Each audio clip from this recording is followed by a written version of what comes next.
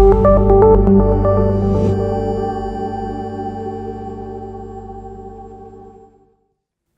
so today me and Jovan are going to talk about Vex, out-of-core data frames for Python. And actually, I talked about Vex 2 years ago at PyParis, where I met Sylvain.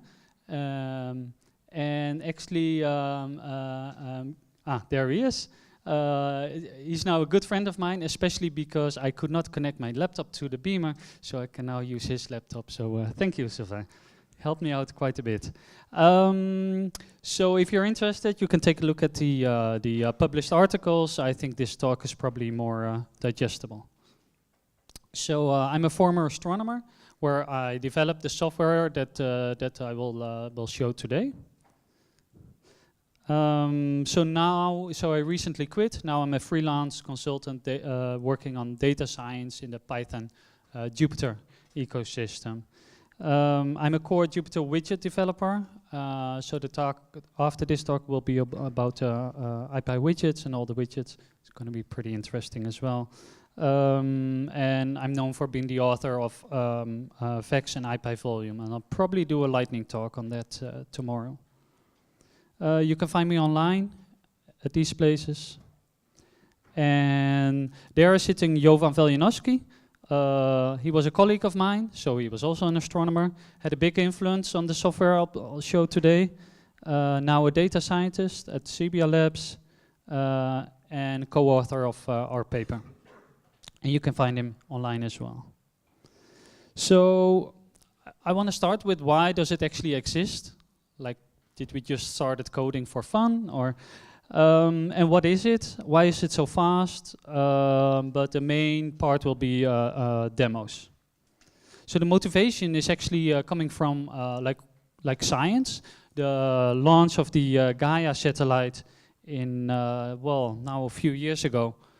That actually will, or the plan was to measure for more than 1 billion stars in our own Milky Way, the sky position, distance, motions, etc. And many, many more parameters. The latest data release that we have available now, so you can all download this, has 1.7 billion rows, so a bit more stars than we expected. If you download it like a single file, it's 1.2 terabyte large, 94 columns. So this is the kind of data set we had to prepare to work with. We wanted to do science with this, and there weren't any like comfortable tools to work with this. So let me show you an example of where issues show up. Like we usually do scatter plots. So on the top you see a scatter plot with 1,000 points. So let's make a few more. And well, basically it's kind of useless to make scatter plots with these large data sets. So a better way, for instance, would be to calculate what is the density of, like, count the number of stars in a particular bin. And now it's a bit saturated on the screen. You see that we live in a disky galaxy. You see dust features. You see neighboring galaxy. You see some artifacts in the data. We understand these now, why they're there. But this is really informative. But actually, how fast can you make something like this? Like, if you have the real data set, does it take like an hour to compute, and then like you have some new idea, it takes another hour? So you can make some simple calculations, like, okay, how much data do you have? 1 billion times 2 columns, 8 bytes gives you 15 gigabytes of data. If you look at memory bandwidth, you can easily do this in a second. Transfer it from memory to CPU. You don't have so many CPU cycles available, so you have to do something really like simple, fast. So you can't like draw nice things. You just have to do really simple stuff. So you can do histograms in n dimensions, densities, and any other statistic, which is fast to calculate. And then you can create these beautiful maps of the Milky Way or any other data set. But it's not just statistics on 2D that we are interested in. This is like a showcase, but you can do it for 1D, histograms. We all use histograms. In 3D, the visualization is a bit more difficult, but you can do volume rendering to visualize something. 0D, of course. Or you just compute the different statistics in each bin. So here there's a correlation coefficient showing, well, if you know about this, what which is a stream in the Milky Way. and 1D a running mean, for instance, the mean of a particular column, or you have a 3D cube and you watch through the slices. So you compute it once and then analyze like the output of that. So these and other things is what the Vex library does. It's just a simple Python library. You conda or pip install it.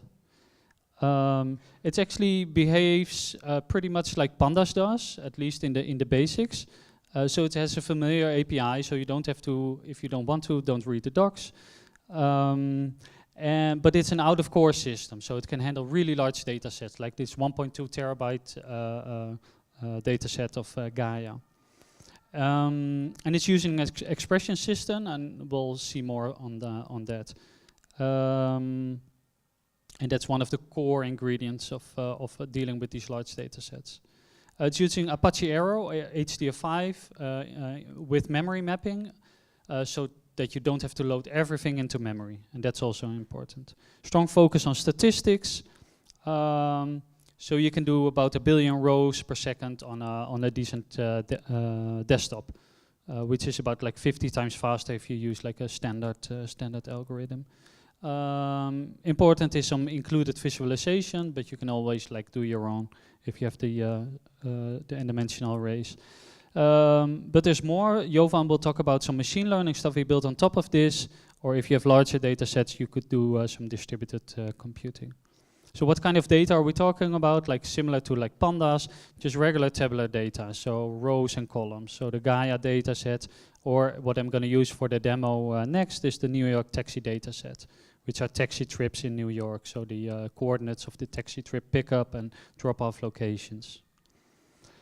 So this is especially true today, because I couldn't connect my laptop and I couldn't reach the PyPI servers, but I finally managed to have my environment running.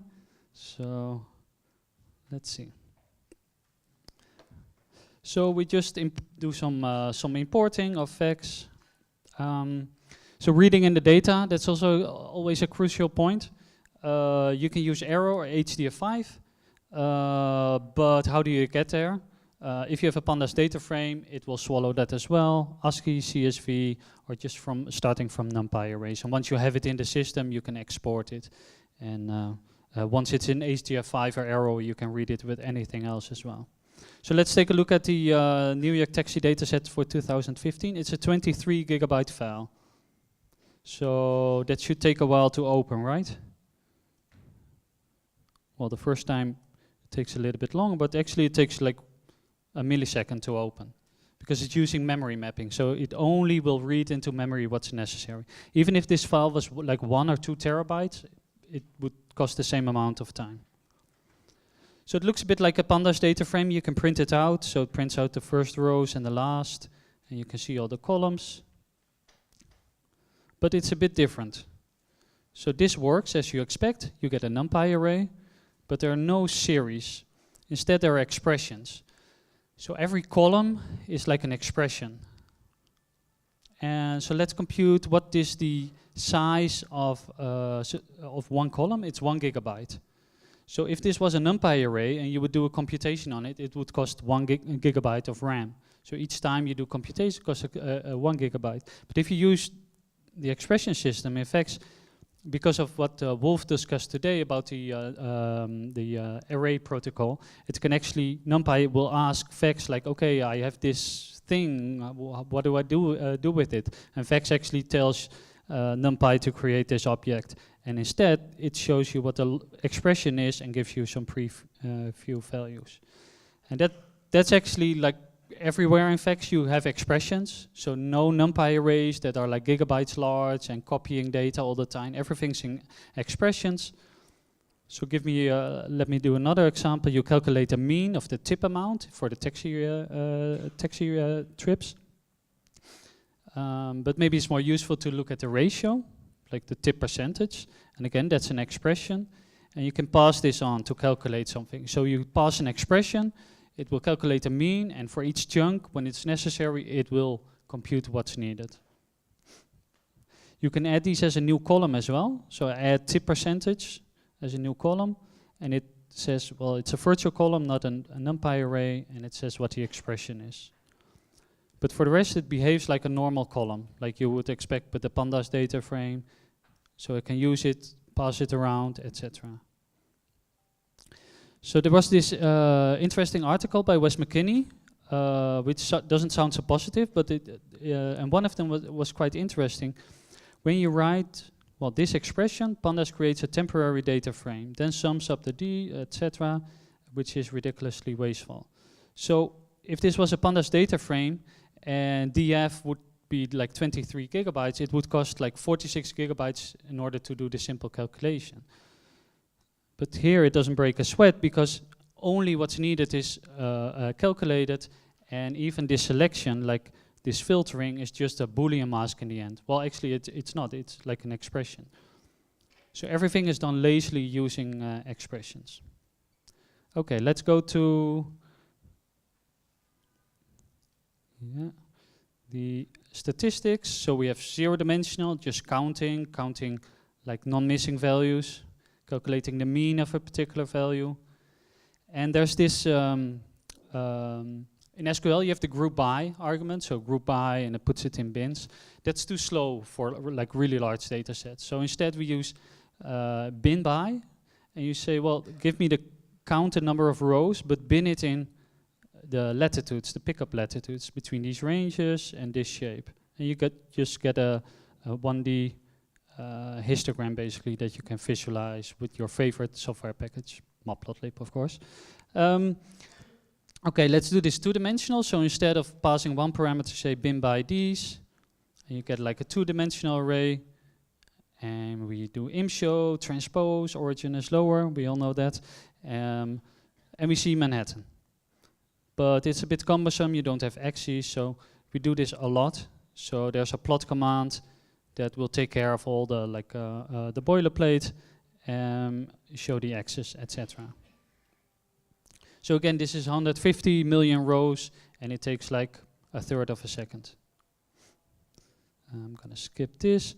So let's say we want to be a taxi driver. We developed RSI. We can't program anymore, but we're going to use our last energy to be the smartest taxi driver that's going to earn the most. So I guess we should. So here are the airports, and this is the mean of the total amount. So here the mean is approximately like $50 for a taxi trip. So if we always go there, we'll probably be rich and, well, not famous. But of course these are long distance trips, so maybe we should calculate like the dollar per mile or kilometer.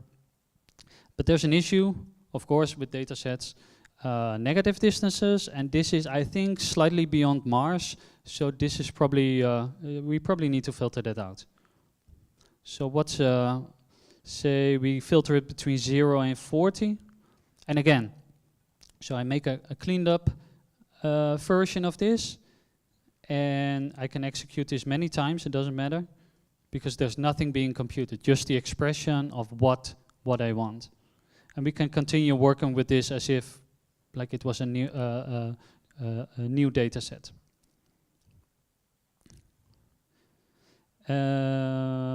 Oh, sorry, I skipped a bit. So this ratio, total amount of a trip distance, I add this as a new column, again, costing no extra memory. And I now visualize what is this ratio.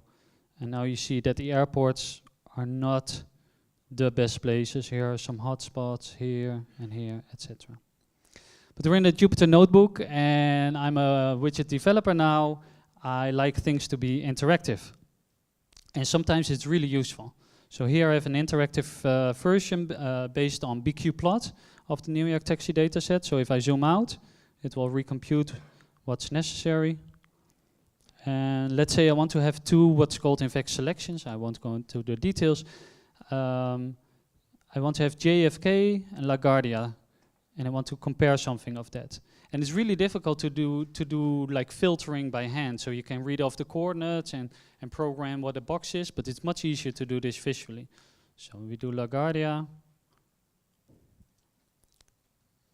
So you have two selections, and with these, we can like compute or plot things like this is the tip amount, so there are quite some like high tips at JFK, so probably a better place to go. So it's really easy to go between like interactive and non-interactive in the Jupyter Notebook with this. Sometimes you're actually CPU bound, so let's say you have this function which calculates the distance between 2 points on Earth. So the distance between where I live, Groningen, and Paris is 570 kilometers. So you see that I'm using NumPy here, but I pass it these columns of Vex, and instead of doing this whole calculation, I just again get an expression. It's horrible. I don't want to know it, but we just plug it into like a virtual column. So I have this new column. So I can show it here, which is the arc distance, which will just get computed when necessary. But there's one issue. Let's say I compute the sum of the total amount. That's like 100 milliseconds to compute. But if I now compute the sum of this virtual column, which has a really heavy computation behind it, it really takes quite a long time, like 6 seconds. Because actually the expression is stored in the system and not the computation, I can like do stuff with it. Like I could take derivatives, but I can also pass it to Numba, a Python, and ask them to like optimize this expression. So and now add a new column, and as you should see, it's much faster. So that's really the expression advantage, is that you don't lose information about the things you do, the computations. Everything's still there. And you can use optimization using Numba or Python. What's in science is important is the ability to calculate derivatives for uncertainty propagation, and you're not wasting any memory. Something which I'm not going to show today because it's not set up on this computer is you can actually do all of this with a remote data set. So there can be like some remote server, because you're just like passing expressions and small ND arrays. The data can be anywhere and can be like a few terabytes large. The only thing you transfer is these small like statistics. Okay. Now Jovan.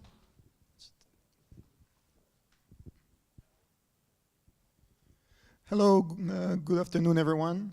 So I'm really excited to tell you something that Maarten and I did. It's called Vex Ml. It's an extension. It's an extension package of Vex.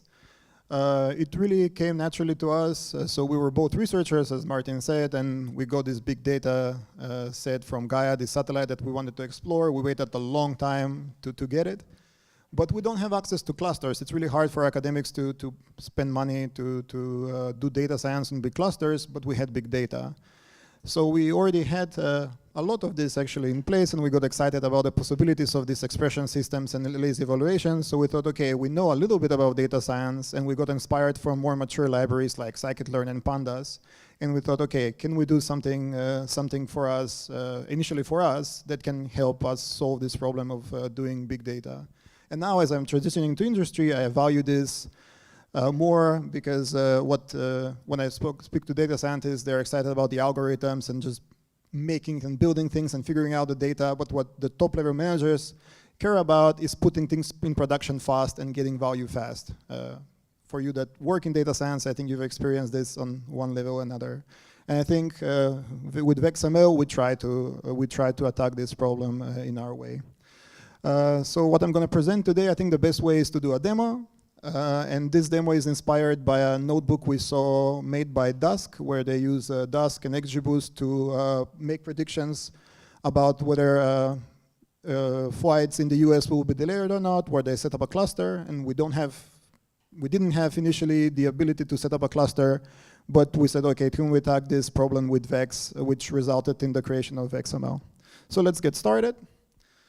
I'm from the Netherlands. Usually they have taller tables, but so first import standard things. We read so if pandas can read something, pandas is independent of Vex, so we can read it also. As Maarten said, we support Apache Arrow and HDF5. But usually in the real world, you don't have a single data file that is given to us. Unfortunately, we still get a bunch of CSV files that we need to find a way to work with. So Vex supports this kind of syntax where you just pass on a folder where you do a expression and you say, okay, these are my CSV files, with optionally you can convert them on the fly to HDF5 or Apache Arrow, so then you can load them easily, as Maarten already said. So I'm gonna load, so this is a slightly smaller data set from the original Dex demo, so I can do this in 10 minutes that I have. So it contains airline information, so departure times, locations, and so on, from the US airline traffic for 2008.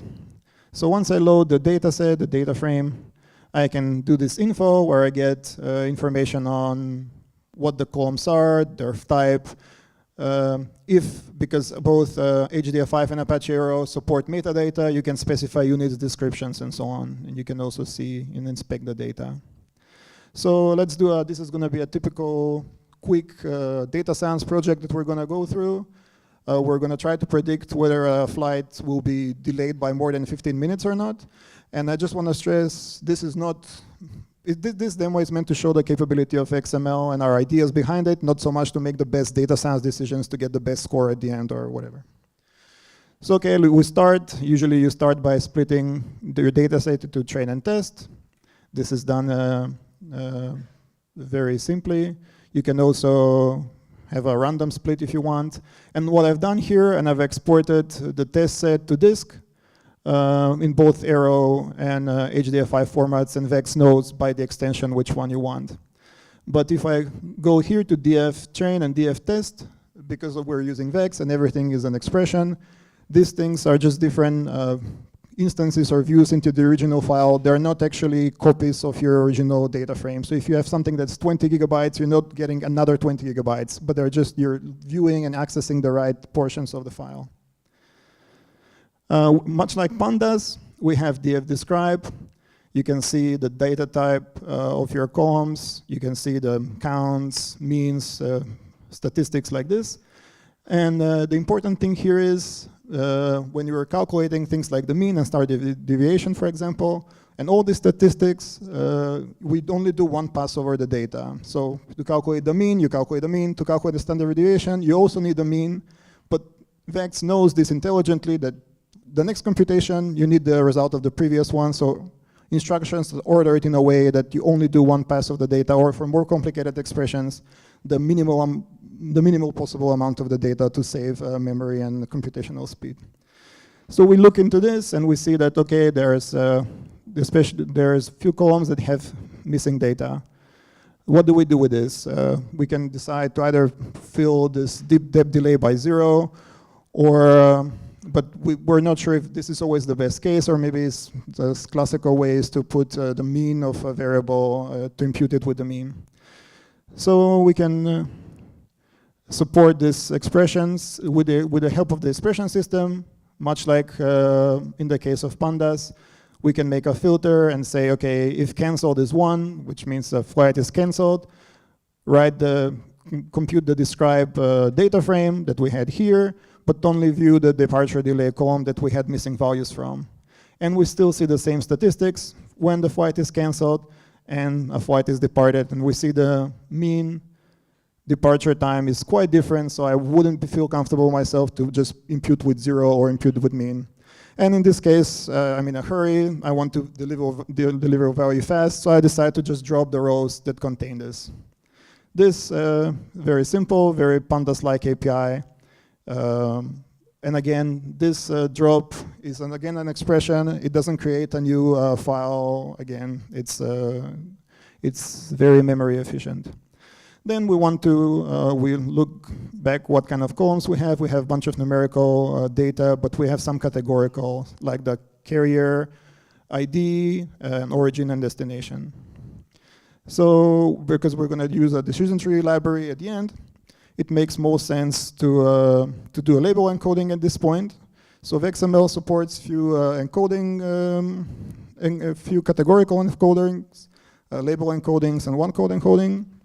The API is very scikit-learn-like. You can see you can define in this case, label encoder. You specify the features.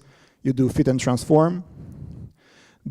Again, I have to stress, the fun part here is that defining the label encoder is much like scikit-learn. Fit remembers what kind of instructions you need to make, and so when you do actually label encoder.transform, and you get the encoded columns, those are not stored in memory. Those are just, like Maarten said in his earlier example, they're just expressions, and they're calculated when you need them to either display them or pass them on to the next object in your pipeline.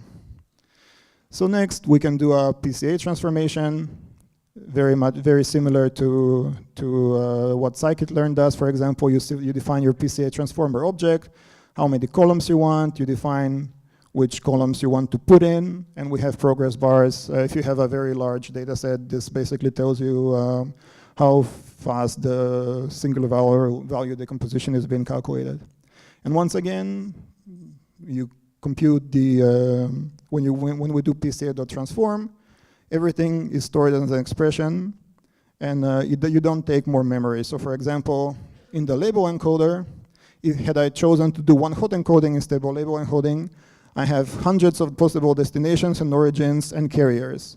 So this would blow up my data set. I would add maybe 1,000 more columns. And in our case, we don't store any of this. We just calculate it on the fly and pass it on to the next pipeline object. Or if we need to save it to disk, only then we do it. So there are no memory issues apart from the memory doesn't increase compared to what the memory was when we first started. And finally, we support few scalars. So let's do standard scaling on the Pca. Oops. And now I can display the data frame. You see, this is the data that we started with.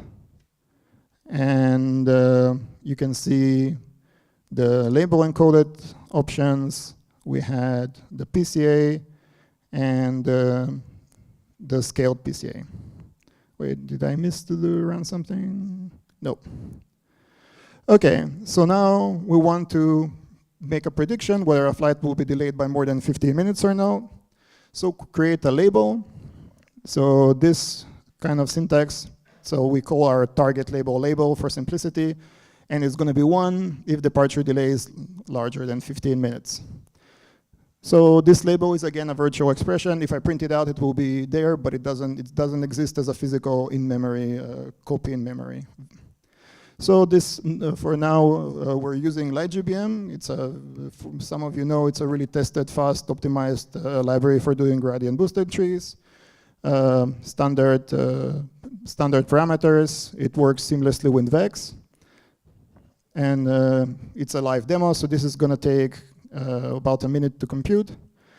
While this is running, I'm going to display this next evaluation set where we support booster is the booster tree object, predict. If you do predict, you get the scikit-learn or the LightGBM version of it. You get a NumPy array with your predictions.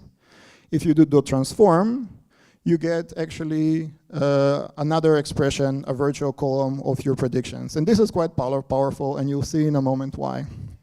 So this takes about a minute on my machine. Okay, this is done. And the predictions are being run now. And this is the score. The score is not so important. The process of what we do is important. So far, maybe you're thinking this is really nice, but many libraries do this. What's the point? So if I was going to put this in production, for example, I wrote this and like say, okay, I'm happy with the process. I'm happy with the score. So now I have to build a pipeline. I have to go and reading the data, put all the transformers in order, and make sure everything flows smoothly. But because in Vex, every single step, every single transformation we do is an expression, we can just save these instructions to, let's say, a JSON file and pass it on to any data set. So we call this a state. As we go through the transformation, the data set records all the instructions that we've applied. So all this set of instructions, we call it a state. And we can save this state to disk. So now, this is the fun part of the demo. If you were sleeping until now or thought this is boring, this is the part that I found interesting when I was making this. I'm going to switch to a new notebook. I'm just going to import a bunch of stuff from the start. And now this is why I saved the test to memory, the test set to memory from the previous notebook. I'm just going to load this. And let's see what it has. It has the original data set, no encodings, the first few columns. All I need to do to get everything that we just did, encodings, PCA, scalars, any virtual expressions or virtual columns that we've defined, including the light GBM predictions, is just to load the state. And I'm done. I can just now display the new data, the updated data set with a new state, and voila. We have the encodings, we have the PCA on the test set, we have the standard scaling, we even the label that we defined, and the light GBM predictions. These are probabilities, not classes. So it's really, so now I can go on and, for example, continue compute statistics of see if my model works on the test set where the model never saw. It's okay, I guess. So I hope this is another useful application of the expressions because, in fact, everything you do in Vex, while you're prototyping your model, you're basically building a pipeline. So yeah, if you have any questions about this, we're also working on making this deployable.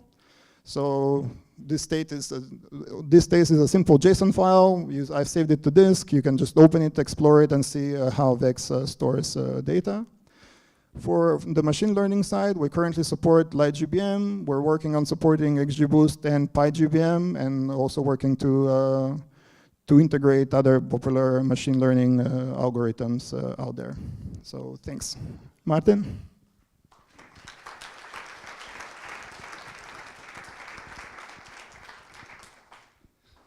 I think you have no idea how happy we are that it actually runs on this laptop. Okay, wow, we survived. I wanted to have a few takeaways, like we showed a lot, like how Vex works, the expression system. So whatever the next generation data frame library will be, if it's Vex or something else, I think there are a few points that are really important. So large data set, you should really explore with statistics, especially when you start analyzing like the whole data set and not individual points. Sometimes you do, so you want to be able to drill down to the individual points, but it's performance-wise, it's a good decision. If you work with really large data set, like the Gaia data set, 1.2 terabytes, you don't want that in a CSV. It will take you 1 day to read it in, and if you did something wrong or express it, it takes another day. Well, maybe not a day, but it won't take a millisecond. So if you use something like Apache Arrow or HDF5 with memory mapping, loading and opening files multiple times is basically for free. And I hope you are convinced by some of the advantages that you have if you use expressions, like no memory wasted. There's no information loss, so you can do just-in-time compilation, optimization, derivatives if needed. And actually something that we didn't have in mind, but what Jovan showed is that when we building a Vex ML, is that you actually don't need to have pipeline objects. They're like a byproduct of this whole system. So yeah, that's it. Thank you.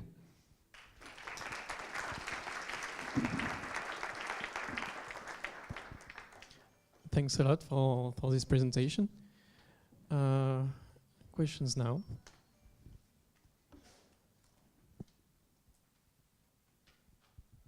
The pipeline JSON file, can I take a look at that, and what's the size of that?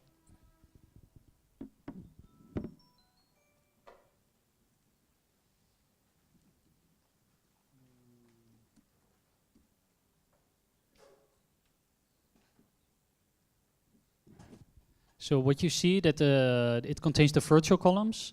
So I think the PCA is probably easy to recognize. So the PCA is just like the expression of all the things. Scaling you recognize. And what's so LightGBM has an internal state that's base 64 encoded. So depending on how large, I can take a look what the file size is.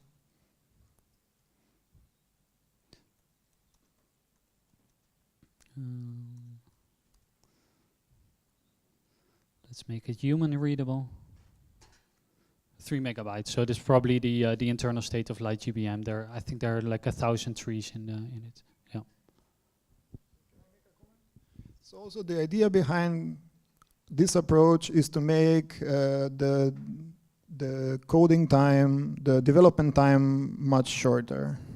So if you don't have to explicitly prototype, then make a pipeline. And Question there. Thanks.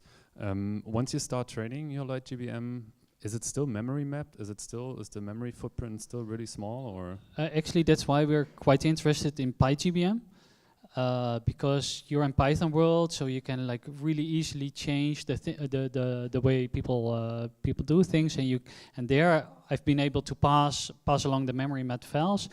LightGBM is as it is now. Suboptimal, but better than XGBoost. In XGBoost there's a lot of memory copying going on. LightGBM, it's decent, but it's not optimal, and I hope PyGBM will improve in that point. Yeah. Cool, thanks. for people that want to try this out, the LightGBM that we're using, it's not like our fourth version that we've modified. You can just pip install it and you're good to go.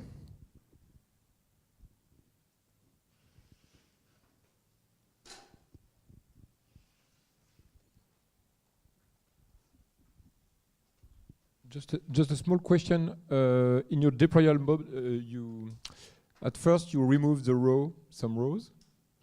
You drop NA, you remove some rows. So the deploy model doesn't have all the rows of the initial data.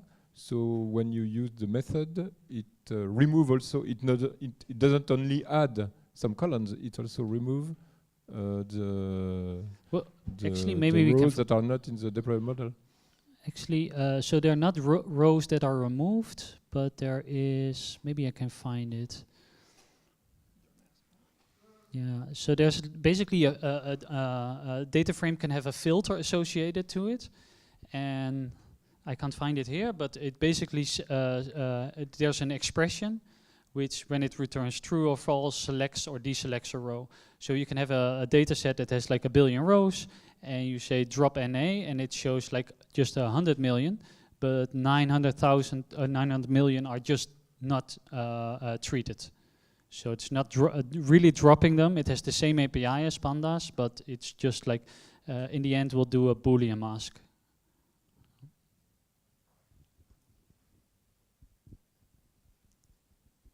We're still a bit ahead, so we have time for questions.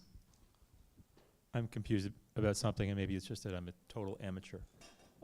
In the first discussion, we heard about how with Vaex you can read in and operate on a data set very, very quickly in milliseconds.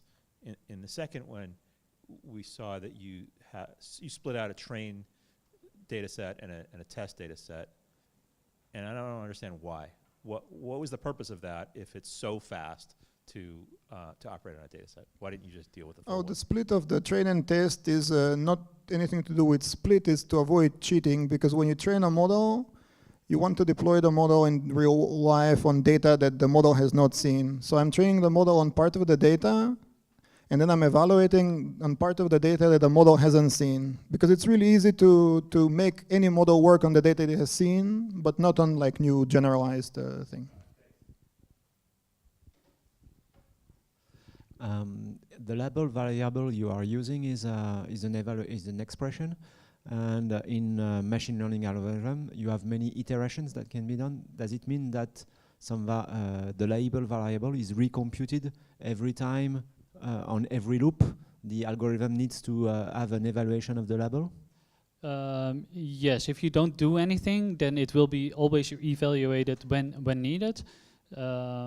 So if you were to write an algorithm, you need to make sure or that you just do it like in one pass. What you can also do is say materialize a column. Say, okay, this column is so expensive, I skipped that part, materialize it, so actually put it into memory and forget about the virtual expression. And if you use it a lot, you can also persist it, say, well, actually this virtual column should be stored into disk because I may need it like a second time.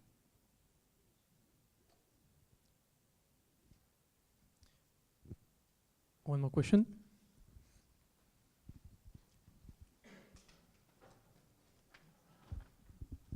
Sorry, but then if you materialize it, do you still have your ML pipeline? So I guess you had your ML pipeline because all was expression, and now that it was materialized, you just saved the values, or you still saved the expression to get it?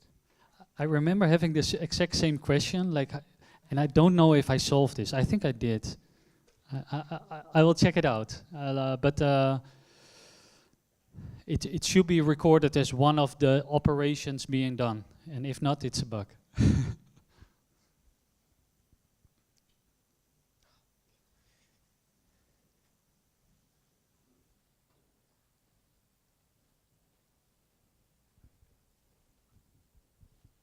This is more for the first part where you're just talking about using Vaex to do fast computations. You use memory mapping, but and I guess that tends up being tied really to the underlying hardware. But could you do something like running this on a remote S3 or remote storage? In principle, I'm guessing a lot of it is not really going to be tied to the speed of the underlying hardware. It's just more that the kernel interface and everything is giving you the memory mapping.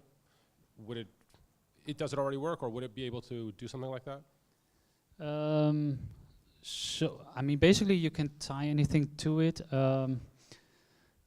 It doesn't, I mean, I use memory mapping a lot, but I mean, the columns don't have to be NumPy arrays necessarily. They can be anything that accepts like a slice operator. So there's actually one implementation that is not using memory mapping, but read. So once you like slice, let's say I take this chunk, it will read. And something that I skipped is actually, so Vex also has like a web server.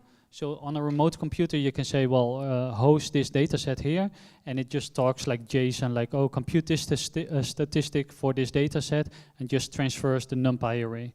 Okay. I think S3 and Minio is an open source version of it. They have actually a CSV kind of API where you can actually read lines out of a CSV remotely. So I don't know if that's something that could be plugged in easily. Oh, that's interesting. Yeah. Okay. Thanks. Sure.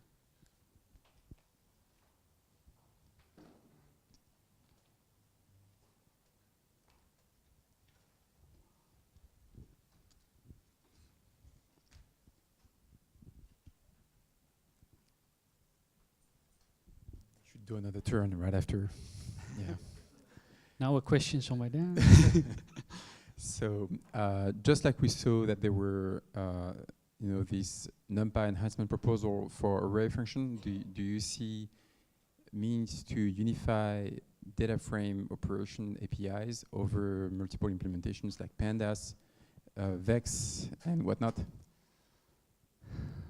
Yeah, good question. Yeah, I actually, when Wolf was talking today, I was also thinking like, okay, what if you pass like a series and a Vex expression, and if you want to combine that, it would be great if it could work, and maybe I think that it's still a proposal. So I think I at least should take a look at what the proposal is, and if this should be possible or could be possible.